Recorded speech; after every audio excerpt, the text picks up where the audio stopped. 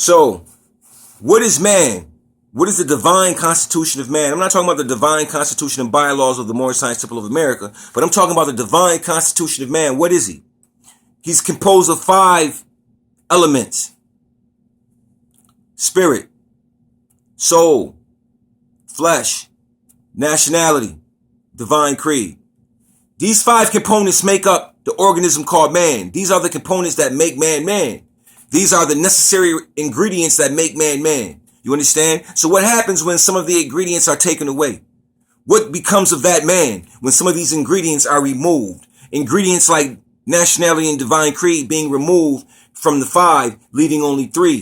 You know what I'm saying? Leaving only 3, which makes you 3/5 of a person, and why you understand that 3/5 in that constitution now. You know, I'm giving it to you from a very simple perspective.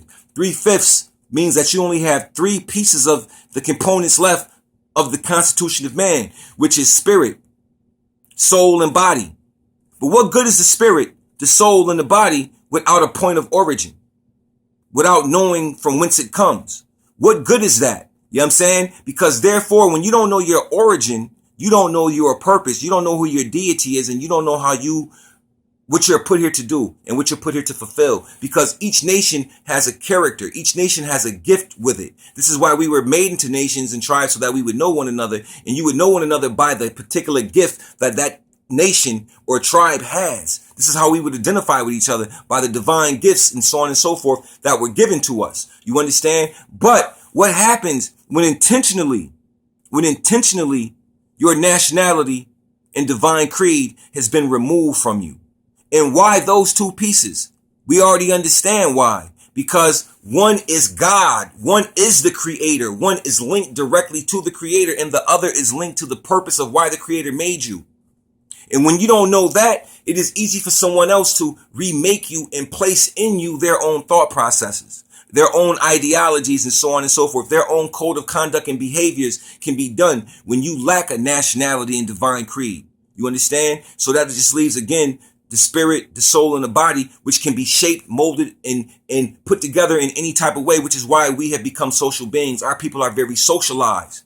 We're social beings. Everything we do is social. Everything we're centered around is social. Take a look at the Facebook pages. Just take a look at the stuff we talk about. It's always clothes. Most of the times it's clothes, fashion. You know, it's centered around partying, chicks, whatever. It's always something social. And those of us who move beyond the social and talk about, you know, things that are pertinent and necessary, you know, we're looked at as funny because we're not buying into the game of the socialization, because we understand that. So therefore, nationality and divine creed being removed from you has allowed somebody else to reproduce you. And this is what it is. This is what it means when it says that man made man, in a sense. A man made man makes another man. This is like masonry, in a sense, Freemasonry. Only a mason can make another mason. You understand? But this is the same thing that happened to us. Black, Negro, color, all of that was made from a process. You understand what I'm saying? And this process was due to the fact that our nationality and divine creed was removed on purpose, meaning we had no idea. We caught cultural amnesia. It was struck to us. We was given. It was struck. Cultural amnesia. We forgot culturally. We forgot things because we didn't know our God. We didn't know our creed. We didn't know our nationality or our creed. So that was the problem. It was removed. Therefore, it was easy to recreate us into social beings. You know what I mean? That's why we stand in line, the longest lines for the sneakers. You know what I mean? We'll do all of those things. You know what I'm saying? Because we're socialized. While everybody else is on the planet getting prepared to prepare themselves for certain things, we're being socialized. So the divine constitution of man, again, remember, spirit, soul, body, nationality, and divine creed. Those 2 removed. That is why you can see Zimmerman walk. This is why you'll see Darren Wilson walk, and you'll see other people walk, you know what I'm saying, when it comes to our people and killing them and so on and so forth, because technically they're not killing humans by law. They're killing property. They're killing things that don't exist by law. You understand what I mean? Because technically a social being doesn't exist. This is why we have the 14th Amendment. You have artificial persons and you have natural persons. Look these words up so you can understand where I'm coming from. You know what I mean? I'm not I'm not telling you that nationality is something that you need to examine. Nationality is something that you need to have. It's yours. Proclaim it. You need it. There's a thing going on right now. This is how the wheat will be separated from the tar. This is how the light is going to be separated from the darkness, whatever. There's a separation taking place right now.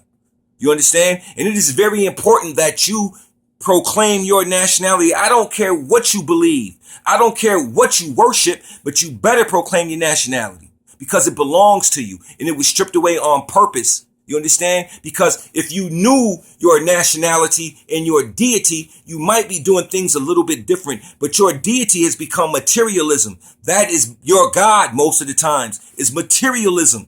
You know what I'm saying? And your nationality is consumer. That's what it is. Your big money. Black America is a commercialized product that every other nation comes in and buys and sells to. They don't buy from us, but they buy us and they sell to us and we make them rich in our own communities and we say stuff, they just move in and take over. No, you allow them to because you don't know your own free national standards, your own free national principles. This will happen when you proclaim your nationality. It's very important. And I don't want to hear about you can do it this way, you can do it that way, because there's only one way it's set up, and that's through a Moorish Science Temple of America. You can try anything else you want. I'm a pretty intelligent person. I've been around the block a couple of times. I played a couple of different games. I know the CMB. I've been places. I've been places. I'm telling you, proclaim your nationality. The times is getting rough. You need to proclaim your nationality and come back into the affairs of humanity. You understand? And be recognized just as that. Because that is the goal. And the goal is for us to do this as a collective operative. You understand? Like any other nation that contains Protestants, Catholics, and Seventh-day Adventists, in Roman Catholics or whatever. But when it's time to become a nation, they're still Irish. Regardless of all of those other things, all of those affiliations, they're still Irish when it's time to be Irish. They drop their affiliations. They find the common cause and they move out on it.